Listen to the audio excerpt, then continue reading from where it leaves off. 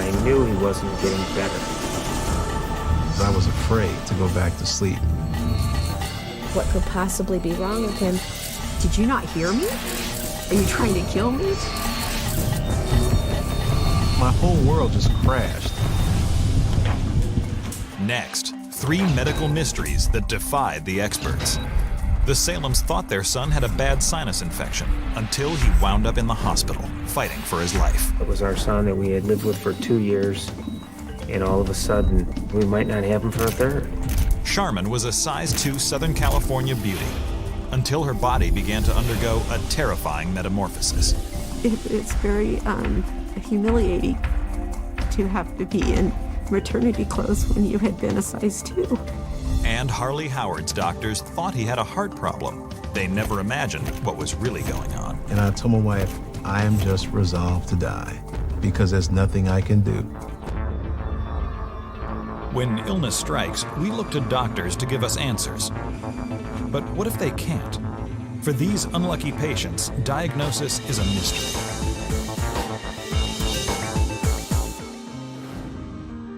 In the spring of 1993, Jane and Ed Salem bring their second son, Alex, home from the hospital. The first few months with Alex at home was what I thought very typical. He was very similar to Michael, our other child, and he was pretty much a normal kid to us. At first, Alex seems fine, but soon Ed and Jane notice he's getting a lot of sinus infections. When Alex had the sinus infection, he was very lethargic, kind of slunky almost. He just kind of laid there. He would look droopy, his eyes were droopy, and then he would have a funny sort of breathing that was just kind of a noisy breathing.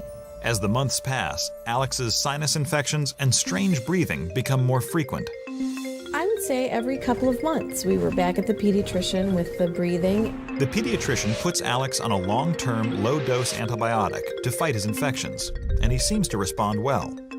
It did keep the sinus infections fewer and farther between, but it never eliminated them. By 18 months, Michael, Alex's older brother, had been walking. But Alex is now the same age, and he isn't. Jane starts to get worried. I did express the concerns that I had to the pediatrician, and his concern was that perhaps his ligaments weren't as tight as they should be, but it wasn't something that was unusual, and that by the time he was a teenager, he would be more in the normal range of things. At the time, I was starting to get slightly concerned, but I was taking the doctor's word that, he will grow. Less than 2 months after the visit, Alex starts walking. The Salems breathe a sigh of relief until they notice how he's walking. But he just wasn't as sturdy of a child. His legs and arms and stuff didn't give him as much security. He was working to stay balanced, working to not fall. Alex never developed that ability to feel stable, and he was very clunky, almost like a Frankenstein walk. Then, shortly before his second birthday, Alex develops an ear infection that knocks him literally off his feet. He could hardly stand up. He'd stand up and fall over. I mean, he was like a noodle. That's when the pediatrician said to me that based on the fact that we had these walking issues, coupled with an ear infection that's gotten him off balance, he wanted us to go to a neurologist. Scared of what the balance problems might mean, Jane and Ed take Alex to see a neurologist. He looked at him, bent him around, felt his joints. He said, yeah, he is pretty loose. But as he continues with the examination, he discovers something bizarre. When he took the little reflex hammer and knocked on his knees and his elbows, he got no reflexes from Alex at all.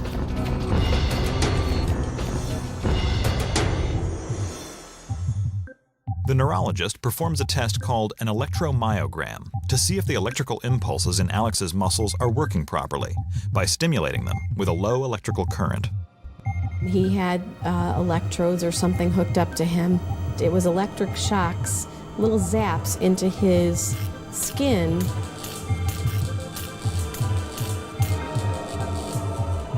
And I remember just having a box of Kleenex next to me and just wiping tears away. It was heart-wrenching. The results of the EMG are perplexing. 2-year-old Alex has peripheral nerve damage in his arms and legs. Like static on a telephone line, peripheral nerve damage distorts and in some cases interrupts communication between the brain and the rest of the body.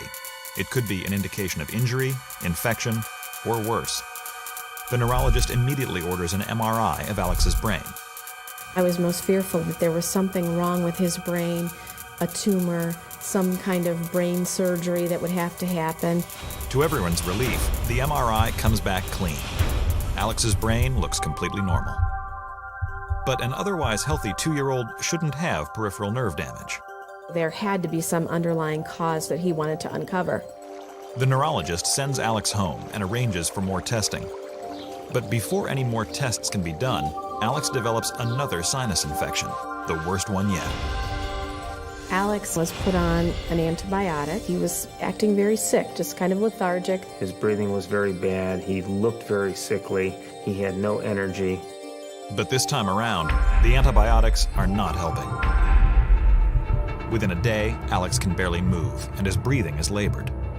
His breathing was horrible. I was really, really frightened. I felt like he could stop breathing any moment. Ed and Jane rush Alex to the ER. I was holding Alex. I was trying to calm him. I wanted to be able to hold him tight, calm him, give him CPR if I needed to. He clearly didn't have much energy. He was sleeping and difficult to arouse. When you did tests on him, for instance, to check the reflexes, his legs didn't move. We noted he was breathing quickly. Alex is hooked up to a glucose drip, and blood tests are ordered. When the tests come back, they reveal Alex's lactic acid levels are much too high. Lactic acid is an alternate energy source created by the metabolism in times of extreme exertion. Athletes experience high levels after competition, and it's the chemical that makes muscles ache after exercise. The body can run on lactic acid for short intervals, but over an extended period of time, the lack of a proper energy source can be disastrous to the brain. We don't know why he has the excess acid in his body. The longer that excess acid is there, the more concerned we are that it's going to lead to damage. Basically, from the time he came in, we're racing against time.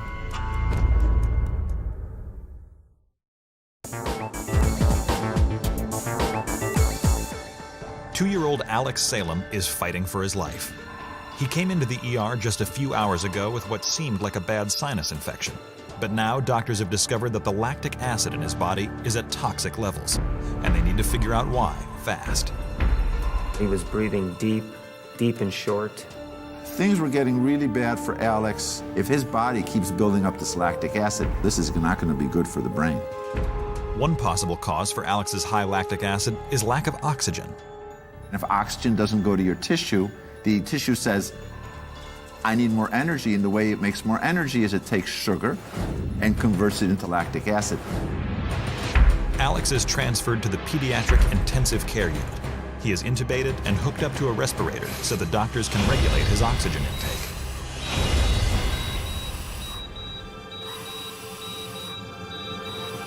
We had many different doctors that came in, lung specialists, kidney specialists, eye doctors, heart people. We had all kinds of tubes in him, and we were just praying that it would be ours forever. If the high lactic acid is being caused by a shortage of oxygen, 24 hours on the respirator should solve it. But when the doctors check him the next day, they see that Alex's lactic acid is still climbing. And I said, this doesn't make sense. There have to be other explanations. Is it possible that he has some sort of an internal problem in his body? Dr. Wisnitzer begins to wonder if Alex's metabolism could be malfunctioning. When we're processing sugar correctly, there's a whole little small factory that helps break down sugar into its elemental parts. There's different workers within that factory. And if the worker didn't show up, the assembly line falls apart. Dr. Wisnitzer consults with Dr. Douglas Kerr, a specialist in metabolic diseases, to determine whether all of these workers, or enzymes, are present in Alex's body. Well, there are two tests that were done in our laboratory. One was measuring lactic acid, and secondly was measuring the specific enzyme, Piruvate Dehidrogenase complex, or PDC. If, as Dr. Kerr suspects, Alex is missing the PDC enzyme, then he will be having trouble metabolizing the glucose in his IV drip.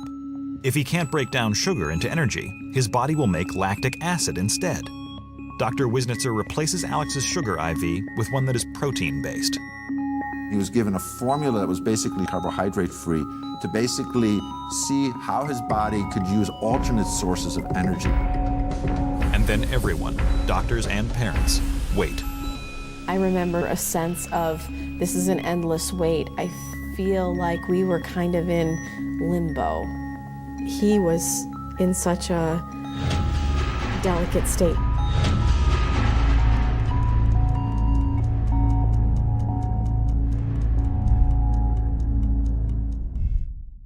Finally, the results of Dr. Kerr's tests are back. Their suspicions were correct. Alex's PDC level is extremely low. So in deficiency of this enzyme, lactic acid accumulates in the blood, so that impairs particularly the nervous system. And when doctors check Alex's lactic acid levels hours after going on the carbohydrate-free drip, they see that they have dropped dramatically. The only reason excess acid was building up was because you were giving him sugar.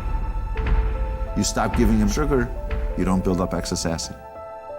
Dr. Kerr and Dr. Wisnitzer are now confident that they know exactly what's been causing all of Alex's problems.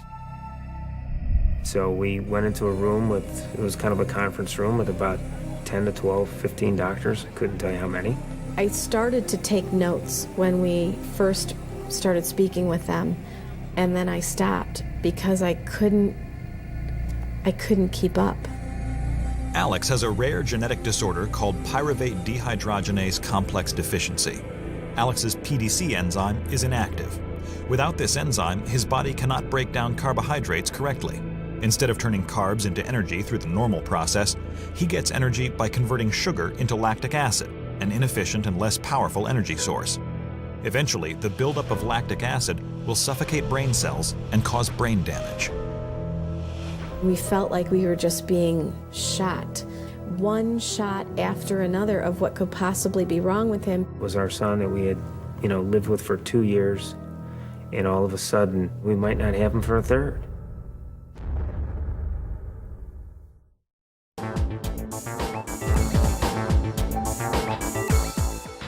Alex Salem has just been diagnosed with a rare enzyme deficiency that makes his body unable to process sugar and carbohydrates correctly.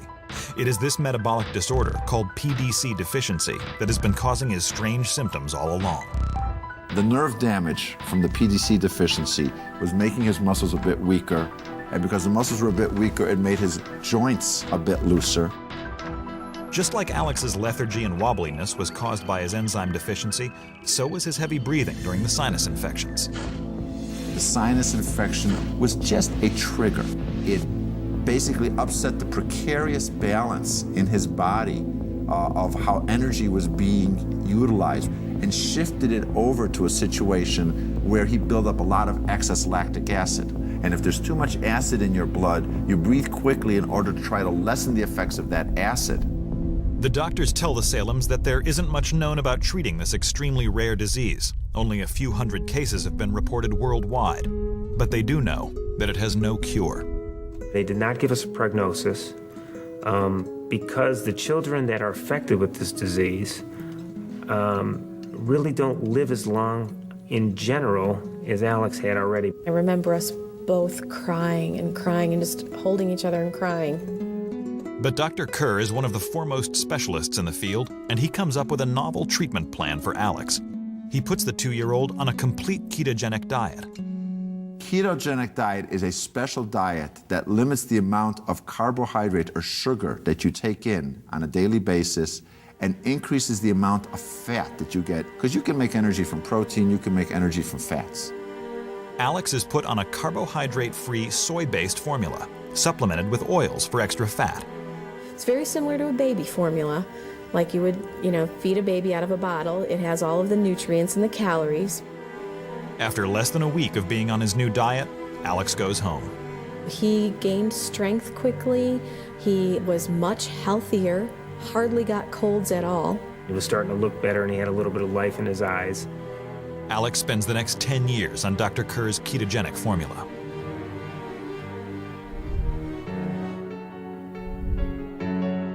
Now 13, the carb-free diet has done wonders for him. He still struggles when he's congested with losing his speech for short periods of time, or we call it getting wobbly. But in looking at where he could be with this disease, he's doing very well. However, the peripheral nerve damage Alex suffered during his first 2 years of life is permanent. He has some mild motor problems in terms of when you watch him walk, it's not 100% normal, but functionally it is. That means that he can basically go do things that he wants to do on a day-to-day basis, and that's what I care about. He's able to act like a child. I play basically every sport in our backyard that's possible, and I just love playing sports. If Alex were to stray from the diet, the effects would be devastating. I would think the consequences would be most likely affecting his nervous system and possibly something affecting the brain directly, which could be seizures or further brain degeneration. But for such a deadly disorder, the Salems had to wonder why it couldn't be diagnosed earlier. Alex initially presents with basically a peripheral nerve problem. When x-rays were done of his brain looked perfectly normal. It's only when he had that sudden deterioration and then he showed up the excess acid in the blood that was present that basically opens people's eyes to say there was something more going on than that. Alex is pretty much writing the book as to what is potentially possible for people with this disease or on a long-term ketogenic diet. Many times people will ask us, how do you do that? How do you have a child on this special diet? How do you manage living with this every day?